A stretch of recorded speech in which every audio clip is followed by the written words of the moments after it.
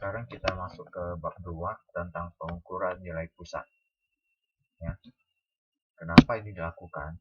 Nilai pusat atau tendensi polisi sangat penting untuk sekelompok data karena dianggap itu mewakili kelompok data tersebut atau yang kita kenal dengan istilah rata-rata. Nah, untuk menghitung rata-rata nilai tendensi pusat itu ada beberapa cara. Yang pertama, rata-rata hitung, ya, atau bahasa asingnya mean. Sesuai namanya rata-rata hitung, berarti kita ambil datanya kemudian dihitung, ya.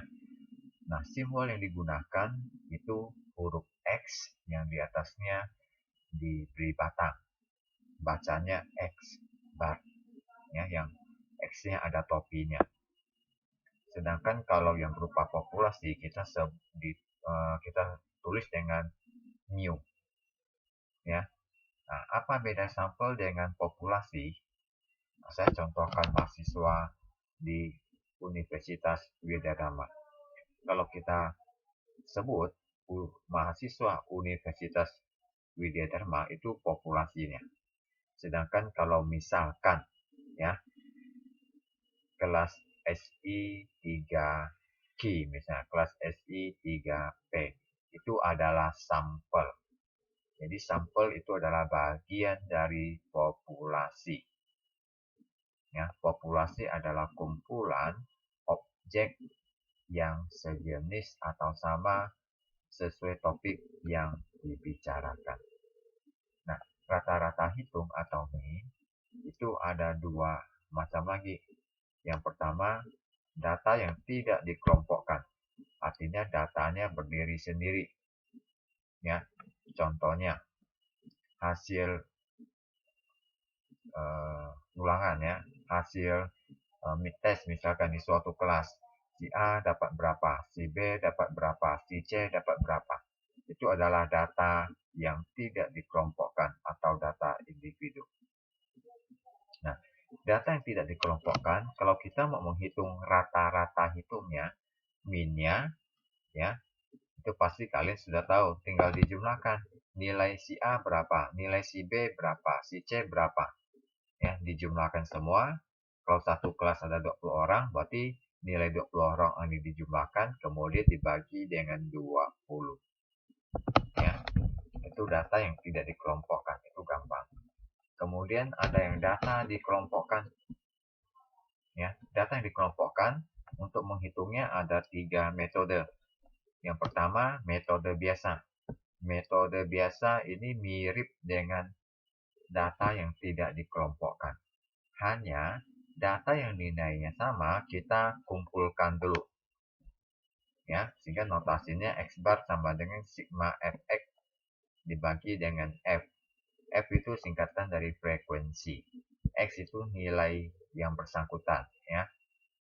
Jadi kalau misalkan kita kumpulkan yang dapat nilai 50 ada 5 orang, berarti 5 kali 50 ditambah 3 kali 65 misalkan, ditambah 2 kali 90 dan seterusnya. Ya, nanti dibagi jumlah mahasiswanya. Nah, itulah yang disebut dengan metode biasa. Sedangkan kalau metode simpangan rata-rata, ya, kita mengambil dulu kira-kira rata-ratanya ada di mana. Nah, kita simbolkan dengan M, min, ya. Rata-rata ini supaya bisa kita hitung, kita harus hitung simpangannya, deviasinya. Deviasinya dihitung dari X min M. X itu nilai yang bersangkutan, ya, nilai tengahnya, ya, titik tengah yang minggu lalu kita bahas, dikurangi rata-rata sementara. Lalu yang ketiga, metode coding. Metode coding itu merupakan pengembangan dari metode simpangan rata-rata. Ya, makanya di sini tetap ada huruf M-nya, rata-rata sementara. Ya, tapi ada U. U itu coding. Ya, U itu coding. Ya, U itu berhubungan dengan D. Jadi U itu adalah D dibagi dengan I. Itu dapat U. Oke. Nah, sekarang kita lihat contohnya seperti apa. ya, yang min ini. Oke, ya. Jadi ini rata-rata hitung, misalkan kita ada sekelompok angka-angka ini. Nah, angka-angka ini akan kita hitung rata-rata hitungnya, ya. Nah, jadi kalau ini 3-nya ada berapa? Ini ada 3, ya. Yang angka 4-nya juga ada 3. Angka 2-nya ada 2. Angka 5-nya juga ada 2. Angka 1-nya ada 3. Angka 6-nya ada 2. Nah, maka kita jumlahkannya adalah 3 dikali 3. 4 ditambah 4 dikali 3. 2 dikali 2. 5 dikali 2. Ya, dijumlahkan semuanya. Dapat 50. Nah, jumlah datanya berapa? Ini. 3, 6, 8, 10, 13, 15. Maka 50 dibagi 15 ini. Ya. Nah, ini untuk menghitung data dengan metode biasa, ya. Dengan metode biasa. Ini data kelompok dengan metode biasa. Oke. Contoh perhitungan rata-rata gimana? Ini ya. Ini ada soal rata-rata nilai statistik 40 mahasiswa itu adalah 77,1. Ya. Kemudian masuk seorang mahasiswa, ya. Mahasiswa ini susulan, waktu ujian dia tidak ikut. Ya. Jadi dari 40 temannya dapatnya 77,1. Nah, setelah dia masuk, begitu dihitung, rata-ratanya naik jadi 77,5. Nah, yang dipertanyakan, nilai mahasiswa yang baru masuk ini berapa? Nah, untuk menghitungnya, informasi yang ada di soal kita harus tuliskan dulu, ya. Jadi, yang pertama, dari 40 mahasiswa rata-ratanya 77,1. Ya. Nah, frekuensi kedua, berarti mahasiswanya itu kan hanya 1. Nilainya belum diketahui, jadi kita harus cari. Makanya diberi tanda tanya ini. Diberi tanda tanya. Oke. Tapi rata-rata hasilnya tahu nih, 77,5. Artinya, akhirnya 41 mahasiswa itu rata-ratanya 77,5. Ya. Nah, sesuai rumusnya tadi adalah F1 dikali M1 ditambah F2 kali M2 dibagi F1 ditambah F2. F1-nya 40, M1-nya 77,1, F2-nya 1, M2-nya yang akan dicari. F1 tambah F2, 40 ditambah 1. Oke. Hasilnya berapa? Nah, jadi gini kalau dihitung, ya. Ini berarti 41 dikali 77,5 kan? Dikurangi 40 kali 77,1. Ya, karena ini penyebut pindah rows jadi pembilang. Ya. Jadi dikalikan. Lalu ini karena dipindahkan plus pindah rows jadi min ini. Ya, plus pindah rows jadi min. Jadi nilai statistik mahasiswa yang baru masuk yang 1 orang itu adalah 93,5. Ya. Oke, kita lihat lagi contoh yang berikutnya. Ya. Kita akan melihat untuk kelompok data yang dikelompokkan, ya, yang dikelompokkan. Nah, data yang dikelompokkan itu ada kelas. Ya, yang paling gampang membedakannya kalau data individu, data yang tidak dikelompokkan itu datanya absolut, berdiri masing-masing satu-satu. Tapi kalau data dikelompokkan menggunakan kelas. Nah, ini contoh kelas, ya. Di kelas di sini menggunakan premi, ya. Jadi kalau asuransi ada istilah premi. Ini selama tahun 2010 total premi per nasabah yang dibayar oleh 60 nasabah baru dapat didistribusikan sebagai berikut. Ini 10.000 sampai 19.999. Di atas ada ditulis kali Rp1.000. Berarti angka-angka yang di tabel ini punya skala 1000. Jadi kalau 10.000 tambahkan ini 1000 di belakangnya ada tambah 3 nol. Berarti ini 10 juta sampai 19.999.000. Begitu juga dengan di bawah ya. Nah, kenapa pakai skala? Supaya kolom ini waktu kita tulis itu bisa dihemat. Kalau enggak, nolnya masuk, berarti ini ada tambah 30, tambah 30, kolomnya jadi lebar. Ya, ini biasanya ditemui di tabel-tabel yang berhubungan dengan ekonomi. Ya, ini ada uangnya. Oke. Jadi di sini sudah dikelompokkan, artinya ini adalah data kelompok karena sudah dibuat kelas-kelasnya. Minggu lalu kita sudah bahas ya kelas. Nah, ini adalah frekuensinya, jumlah nasabah masing-masing kelas. Ya, dari 60 ini distribusinya.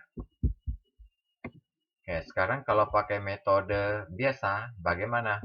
Metode biasa tadi fx ya dibagi dengan fx. Nah, f-nya apa? Frekuensinya, jumlah nasabahnya. X-nya dapat dari mana? Nah, minggu lalu kita sudah bahas titik tengah. Titik tengah itu didapat dari batas bawah ditambah batas atas dibagi 2. Dapat. Selanjutnya, titik tengah di kelas berikutnya tak perlu dihitung. Ini cukup dijumlahkan dengan panjang interval.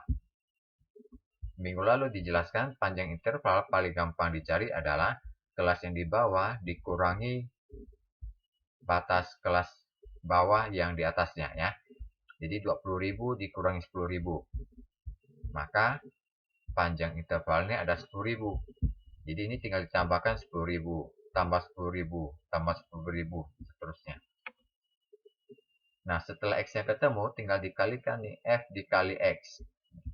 F kali X. Lalu dijumlahkan. Ingat, sigma itu penjumlahan. Ya. Jadi setelah dihitung, ini dijumlahkan ke bawah. Tulis. Frekuensinya dijumlahkan ke bawah juga. Tulis. Nah, maka rata-rata hitung, min, ya, rata-rata hitung, min, 40.666,2. Atau kalau kita pakai skalanya berarti 40.666.200 rupiah. Ya.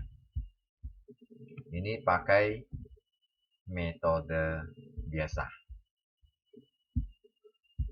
Oke, sekarang kita pakai metode simpangan rata-rata. Pakai soal yang sama. Ya. Pakai soal yang sama. Nah, tabel penyelesaian agak berbeda. Tadi, begitu ketemu titik tengah, kita bisa langsung hitung F kali X berapa kan? Jumlahkan ke bawah. Kali ini tidak dikalikan langsung. Ya, tidak F kali X, tapi F-nya dikali dengan D. Nah, D itu deviasi, simpangan. Ya, tadi saya jelaskan ada titik tengah sementara, M. Nah, titik tengah sementara, cara tentukannya bagaimana? M itu ditentukan tanpa hitung ya. M ditentukan tanpa hitung. Nah, perhatikan kolom frekuensi ini. Yang namanya rata-rata itu pasti datanya paling banyak pada nilai yang bersangkutan. Maka kita cari dari frekuensi ini di kelas mana frekuensinya paling besar. Nah, kalau kita perhatikan deretan angka-angka ini yang paling besar adalah 20. Maka kita anggap rata-rata sementaranya adalah X yang ada di kelas ini, yaitu 44.999,5. Jadi ini adalah M-nya, ya. Ini adalah M-nya, titik tengah sementara. Nah, karena ini titik tengah sementara yang kita anggap sementara, maka ini tidak ada perbedaan, tidak ada deviasi ya. Jadi ini kita tulis 0, karena 44.999,5 dikurangi 44.999,5 ya 0 ya. Kemudian selanjutnya adalah X dikurangi D. X dikurangi M ya. X dikurangi M. Jadi D itu sama dengan X dikurangi M ini tadi. Ini. D sama dengan X dikurangi M. Jadi 44 dikurangi 44 ya 0. Lalu ini kurangi ke atas nih. 44.999,5 dikurangi 34.999,5. Ya. Ini balik. Ini dikurangi dapat min 10.000. 24.000 dikurangi 44.000 min 20.000. 14.000 dikurangi 44.000 min 30. Di bawah juga sama. 54.000 dikurangi 44.000, 10.000. 64.000 dikurangi 44.000, 20.000. Ya. Nah, setelah dapat ini, deviasinya tinggal dikalikan. Jadi bukan kali X ya frekuensinya. Frekuensi sekarang kali D. F kali D. Nah, kalian bandingkan. 6 dikali 14.999,5 itu lebih gampang atau lebih sulit dibandingkan kita menghitung 6 dikali min 30.000. Nah, otomatis kan F yang dikali D ini lebih gampang kalau ini bilangannya bulat. Maka 6 kali min 30.000 min 180.000. 9 kali min 20.000 min 180.000, seterusnya. Ini tanpa kalkulator kalian bisa hitung ya. Kalau yang ini tanpa kalkulator kalian akan butuh waktu yang lama. Oke. Nah, sehingga nanti hasil ini dijumlahkan, ini yang kita pakai. Min 260.000 dibagi jumlah frekuensinya 60. Ya. Tapi ingat, tadi kita pakai titik tengah sementara, maka ini mesti diperhitungkan. Jadi, titik tengah sementaranya ditambahkan dengan hasil hitungan. Karena negatif, berarti dia menguranginya. Maka dapatnya adalah 40.666,2. Bandingkan dengan hasil tadi yang metode biasa. Nah, ini hasilnya sama. Ya. Nah, kenapa kita hitung seperti ini? Ini kan tambah satu kolom, tambah pekerjaan. Ya. Nah, tapi tadi kita sudah bahas dengan kali demikian, ini jauh lebih gampang dibanding metode biasa. Jadi karena lebih gampang, otomatis jalannya juga akan lebih panjang. Tapi hitungannya akan lebih gampang. Kemungkinan salah hitungnya akan lebih kecil. Oke. Kemudian yang berikutnya adalah metode coding ya. Ini metode coding. Metode coding merupakan pengembangan dari metode simpangan rata-rata. Oke. Tadi sudah ada kolom D ya. Sudah ada kolom D. Nah, untuk metode coding ditambahkan satu lagi, ada kolom U. Ya. U itu adalah D dibagi dengan I. Coding sama dengan deviasi dibagi panjang interval. Jadi karena tadi sudah sampai kolom D, sekarang kolom U adalah deviasi dibagi panjang interval. Panjang intervalnya 10.000. Maka U itu adalah D dibagi I. Min 30.000 dibagi 10.000. Dapatnya min 3, min 2, min 1, seterusnya. Nah, sama seperti tadi, F-nya tidak dikali X, F-nya tidak dikali D, tapi F-nya dikali dengan U yang barusan kita hitung. Nah, sekarang kalian bandingkan F dikali X, F dikali D, atau F dikali U yang lebih gampang. Ini kan angkanya jauh lebih gampang dihitung. Ya. Jadi F dikali U ini gampang sekali kita hitung. Nah, sekarang kita akan masukkan ke rata-rata hitungnya. Titik tengah sementara tetap kita tulis. Kemudian tadi saya jelaskan U itu adalah D dibagi dengan I.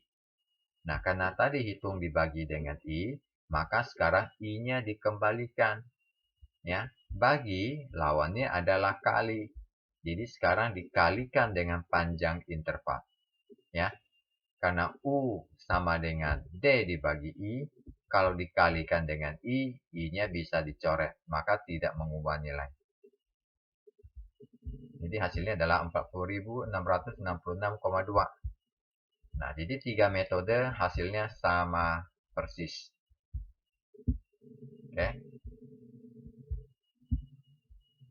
Ini adalah nilai tendensi pusat yang pertama.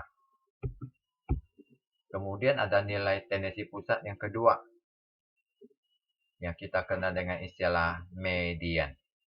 Ya, median, medium, ya, itu berarti yang di tengah. Ya, jadi kalau kalian belajar sejarah, ada namanya Laut Tengah. Bahasa aslinya Mediterranean Sea, ya. Itu nilai tengah. Ya, jadi nilai yang tepat berada di tengah data setelah diurutkan. Ya, ingat, ada catatannya setelah diurutkan. Maka itu biasanya disebut juga rata-rata posisi. Karena median itu ditentukan dari posisinya, yaitu yang letaknya di tengah. Ya, sama seperti rata-rata hitung yang min, ini juga dibagi dua. Ada data tunggal atau data yang tidak dikelompokkan dengan data yang dikelompokkan. Kalau data yang tidak dikelompokkan, data tunggal itu hitungnya menggunakan rumus median, boleh disimpulkan dengan ME atau disimpulkan dengan MD. Itu adalah setengah dikali N plus 1. Ya, jadi bukan setengah N, tapi setengah N plus 1. Dan perhatikan, setengah kali N plus 1, N plus 1-nya diberi kurung. Artinya, N ditambah 1 dulu, baru dikali setengah. Kalau tanpa kurung, itu berarti hitungnya setengah N, hitung, hasilnya baru tambah 1. Ya. Jadi jangan sampai salah. Kurungnya jangan dilupakan. Kemudian data yang dikelompokkan. Untuk data yang dikelompokkan, rumusnya sedikit panjang. Ya. Tapi rumus ini akan dipakai terus dengan beberapa modifikasi. Ya, formatnya akan sama persis seperti ini. Jadi median sama dengan TKB. Nah, minggu lalu kita sudah mengenal singkatan TKB, yaitu tepi kelas bawah. Tepi kelas bawah didapat dari batas kelas bawah dikurangi 0,5. Ya. N jumlah frekuensi. Kemudian simbol ini, sigma F2 0, ya, bacanya adalah jumlah frekuensi kelas sebelum kelas median. Ya, ini ada angka 2, artinya kelompok datanya dibagi 2. Karena posisinya pas di tengah. Kemudian I, panjang interval, sudah ditahu. Kemudian FME itu berarti frekuensi dari median. Ya.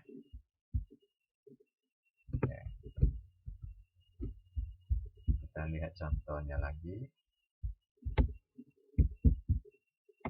Ini yang data tunggal. Misalkan ini ada data tentang biaya promosi. Ini diambil dari data beberapa tahun. Ya. Ada 1, 2, 3, 4, 5, 6, 7, 8, 9. Ya. Ada 9 tahun. Nah, tadi median adalah rata-rata posisi, artinya rata-rata setelah kelompok data ini diurutkan. Maka begitu ketemu data, kita urutkan dulu. Seperti minggu lalu, dari yang paling kecil ke data terbesar. Oke, kemudian kita hitung. N sama dengan setengah median, ME sama dengan setengah dikali N plus 1. Ya. Sekarang N-nya ada 9 kan, tadi 9 tahun, berarti ada 9. 9 ditambah 1 dikali setengah atau dibagi 2. Dapatnya 5. Nah, perhatikan ya, 5 ini bukan mediannya. 5 ini adalah posisi median. Ya, saya ulangi ya, karena tiap tahun itu selalu ada mahasiswa yang salah paham. Hasil hitungannya itu bukan median, tapi posisi median. Kalau hasilnya 5, berarti kita hitung 1, 2, 3, 4, 5. Nah, urutan kelima datanya 20. Maka 20 ini adalah median. Ya. Sekarang kalau data ini saya tambah 1 tahun, ya, tambah 1 tahun begini misalkan, maka jumlah datanya jadi 10. Kalau jadi 10, waktu kita hitung N plus 1, 10 plus 1, 11 dibagi 2 dapatnya 5,5. Ya, 5,5. Di data ini semuanya apa? Genap ya. Maka kalau di posisi 5,5 hitungnya gimana? Nah, kita hitung nih. 1, 2, 3, 4, 5. Ini 6. 5,5 artinya di tengah dari data ke-5 dan ke-6. Maka tinggal dijumlahkan ini. Karena ini 5 ditambah 6, 11 dibagi 2, 5,5. Datanya juga sama. 20 ditambah 22 dibagi 2. Dapatnya 21. Maka 21 inilah mediannya. Walaupun di data itu tidak ada angka 21. Ya. Nah, ini hasil hitungan karena pas di tengah. Ya. Ini untuk data tunggal. Kalau data kelompok, ini pakai soal yang minggu lalu kita pakai, diameter pipa. Ya. Diameter pipa, ini data yang kemarin. Nah, yang kita harus perhatikan adalah kita tentukan dulu N-nya berapa jumlah frekuensi. Ini tinggal dituliskan kembali, 40. Kelas median, ya, itu adalah apa? Penjumlahan frekuensi dari kelas-kelas sebelum kelas median, ya. Jadi 0 itu dibaca sebelum. 2 itu median. Oke. Jadi kalau kelas mediannya adalah jumlah frekuensi, ya, lebih besar sama dengan setengah N. Artinya boleh sama, ya, atau lebih besar. Kalau kurang, kita jumlahkan terus frekuensinya sampai sama atau lebih besar dari setengah N. Ini 40. Setengah N berarti 20. Ya, 20. Maka kita jumlahkan frekuensi dari atas sampai nilainya sama atau lebih besar dari 20. Jadi kalau di Santoso ini berarti 2 ditambah 5, 7. Masih lebih kecil. 7 ditambah 13, 20. Nah, 20-nya sudah pas. Ada tanda sama dengan. Ya. Jadi ini sudah boleh dipakai. Jadi titik tengahnya di antara kelas ketiga ya. Karena 1, 2, 3 dengan 4. Ya. Jadi ini dijumlahkan dapatnya 20. 20 itu lebih besar sama dengan 20. Ya. Jadi kelas mediannya ada di kelas ketiga. 1, 2, 3. Oke. Kelas ketiga, di rumus tadi ada TKB, tepi kelas bawah. Tepi kelas bawah didapat dari batas bawah kelas dikurangi 0,5. Jadi 71 dikurangi 0,5. Maka dapatnya 70,5. Panjang intervalnya berapa? Ini. 68 dikurangi 65. Ya, atau 70 dikurangi 67. Jadi panjang intervalnya 3. Jumlah frekuensi sebelum kelas median. Nah, kelas mediannya ada di kelas ke-1, 2, 3. Maka jumlah frekuensi sebelum kelas median, sebelum kelas ketiga ada 2. Kelas pertama, kelas kedua. Dijumlahkan. Ya. Jadi 2 ditambah 5, dapatnya 7. Frekuensi median. Frekuensi median berarti frekuensi di mana kelas mediannya berada. Ya, yaitu di kelas ketiga. Jadi 1, 2, 3. Otomatis frekuensi mediannya 13. Nah, tinggal dimasukkan ke rumus. Tadi kita sudah hitung TKB-nya. Ya. N-nya sudah diketahui 40. Ya. Jumlah frekuensi sebelum kelas median. Ini 20. Tadi kita sudah hitung. Ya. 20 setengah N-nya ya. 7 itu berarti 2 ditambah 5 tadi ya. Ini tinggal dipindahin. Ya. Frekuensi median 13. Intervalnya 3. Maka dapat 73,5. Jadi di antara kelas ke-3 dengan ke-4 ya. Jadi di antara ini. Oke. Ini. Itu yang median. Oke. Masih ada satu lagi, modus ya. Modus itu nilai yang paling sering muncul ya. Kalau paling sering muncul berarti frekuensinya paling besar, paling banyak. Sama dengan min, sama dengan median, ini juga ada dua kelompok data ya. Data yang tidak dikelompokkan atau data tunggal, dan data yang dikelompokkan. Yang paling sering muncul, maka ini kalau datanya tunggal itu tidak pakai hitungan, tidak ada rumusnya. Kalau data kelompok, ada rumusannya. Modus sama dengan tepi kelas bawah ditambah panjang interval dikali D1. D1 deviasi pertama. Ya, D1 ditambah D2. Deviasi pertama tambah deviasi kedua. Apa itu D1? Selisih frekuensi kelas modus dengan frekuensi-frekuensi kelas sebelumnya. Jadi kalau 1 menandakan sebelumnya, D2 itu menandakan sesudahnya. Ya.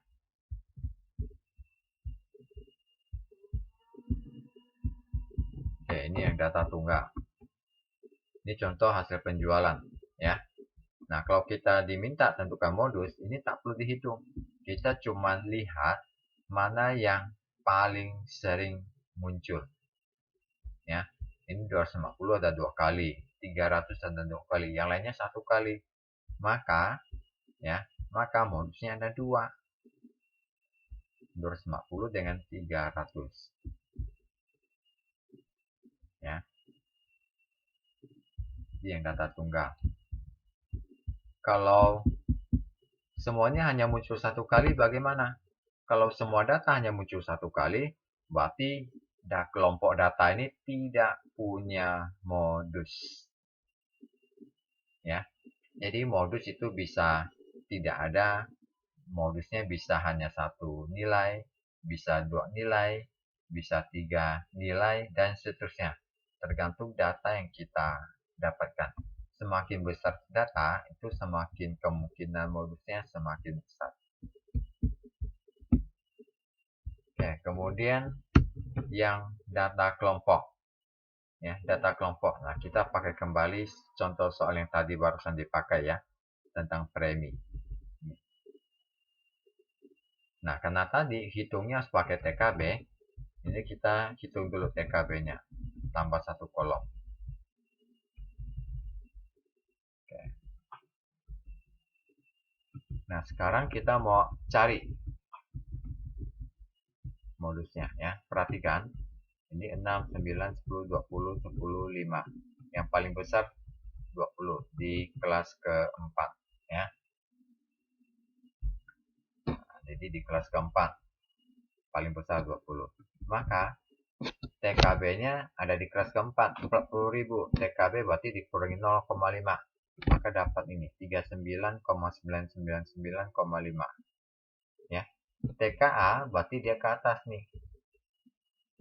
TKA ke atas. Ya. Jadi ini adalah frekuensi depannya, ini sebelum, ini setelah. Ya. Jadi pakainya bagaimana? Nah, tepi kelas tadi kita sudah hitung ya, 39,999,5. Ditambah ya, D1 dibagi D1 tambah D2. Ini pas sebutulan sama angkanya ya. Jadi kalau kita masukkan rumus, dapatnya 44.999,5. Ya. Atau yang di bawah. Kalau di bawah ini dibalik. Hasilnya akan sama. Ya. Jadi cukup sampai di sini dulu materi hari ini ya.